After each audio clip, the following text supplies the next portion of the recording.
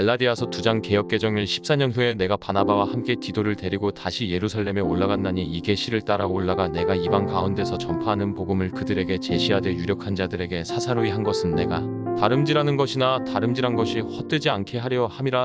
그러나 나와 함께 있는 헬라인 디도까지도 억지로 할례를 받게 하지 아니하였으니 사이는 가만히 들어온 거짓 형제들 때문이라. 그들이 가만히 들어온 것은 그리스도 예수 안에서 우리가 가진 자유를 엿보고 우리를 종으로 삼고자 함이로되오. 그들에게 우리가 한시도 복종하지 아니하였으니 이는 복음의 진리가 항상 너희 가운데 있게 하려 함이라. 유력하다는 이들 중에 본래 어떤 이들이든지 내게 상관이 없으며 하나님은 사람을 외모로 취하지 아니하시나니 저 유력한 이들은 내게 의무를 더하여 준 것이 없고 7도리여 그들은 내가 무할례자에게 복음 전함을 맡은 것이 베드로가 할례자에게 맡은과 같은 것을 보았고 8. 베드로에게 역사하사 그를 할례자의 사도로 삼으신 이가 또한 내게 역사하사 나를 이방인의 사도로 삼으셨느니라. 또 기둥같이 여기는 야고보와 게바와 요한도 내게 주신 은혜를 알므로 나와 바나바에게 친교의 악수를 하였으니 우리는 이방인에게로 그들은 할례자에게로 가게 하려 함이라. 10. 다만 우리에게 가난한 자들을 기억하도록 부탁하였으니 이것은 나도 본래부터 힘써 행하여 왔노라. 갈라디아서를 이해하기 위해서는 유대주의자들에 대한 이해가 필요하다.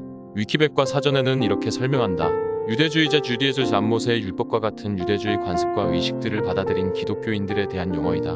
유대주의자라는 이 용어는 갈라디아서 2장 14절에서 아데센나는 코인의 헬라어로 한번 사용되었다. 여기서 바울은 베드로가 개종한 이방인들에게 유대인화되는 것에 공개적으로 경계하였다. 갈라디아서에서 말하는 다른 복음을 전하는 자들이 바로 유대주의자들이다. 그들이 말하는 것은 복음 외에 할례와 유대주의 관습과 의식을 지켜야 한다고 주장한다. 그 핵심이 바로 할례이다. 오늘 본문에서 바울은 이 할례의 문제를 다루고 있다. 다메섹으로 가는 길에서 부활하신 예수님을 만난 바울은 실명하게 되지만 아나니아의 안수로 눈을 뜨게 되고 이방인 선교의 사명을 받는다. 3년 아라비아 광야를 거친 그가 예루살렘에 올라가 사도들에게 친교의 악수를 청했지만 야고보와 베드로 외에 그 누구도 만나지 못하고 고향 길리기아 다소에서 복음을 전하며 살고 있었다.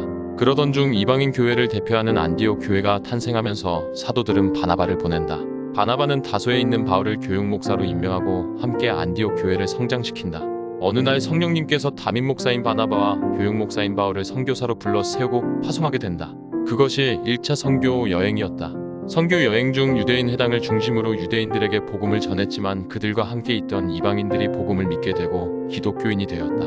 그런데 아직 이방인 선교에 대한 이해가 부족하고 확실치 않았다. 그래서 소집된 회의가 사도행전 15장에 있는 예루살렘 회의다. 이때 총회장 야고보는 이방인의 구원이 하나님의 뜻이라는 사실을 선포했고 유대인들 고치고 갈 수 없는 율법의 멍에를 지지 못하게 한다. 이렇게 하여 베드로는 유대인의 사도로 바울은 이방인의 사도로 선택받게 된다. 왜 이렇게 길게 설명하고 있을까? 이러한 배경 지식이 오늘 말씀을 묵상하는데 도움이 되기 때문이다. 바울은 그리스 사람 디도에게 할례를 강요하지 않았다. 당연한 것이다. 그러나 본문에 나오지는 않지만 디모데는 할례를 받았다. 디모데의 어머니가 유대인이기 때문이다. 이것은 구원의 문제가 아니다. 당시 민족의 정체성에 대한 문제이다. 할례는 구원의 기준이 되지 않는다. 민족의 정체성을 확인시켜줄 뿐이다. 그런데 유대주의자들은 갈라디아 성도들에게 할례와 기타 의식들이 구원의 기준으로 제시하고 있는 것이다. 바울은 다시 한번 분명하게 말한다. 사도행전 15장 예루살렘 회의 때 바울이 전하는 복음이 인정되었다. 한 장 마지막에서 바울은 자신이 받은 복음이 하나님으로부터 받은 것이라고 선포했다. 그 복음은 예루살렘 회의를 통해 공인된 것이다. 바울은 이 놀라운 역사적 상황을 설명하며 다른 복음이 없다는 것을 말하고 있다. 다만 가난한 사람과 소외된 사람을 돕는 일을 부탁받는데 이는 이미 실천하고 있던 부분이다. 묵상글을 읽고 다시 한번 본문을 천천히 읽어보면 더 깊은 묵상이 될 것 같다. 의인은 믿음으로 말미암아 살리라. 다른 복음은 없다. 구원의 그 어떤 조건도 없다. 십자가와 부활의 사건에 대한 회개와 믿음만이 우리의 구원을 보증한다. 호반의 도시 춘천에서 스티그마 유영호 목사,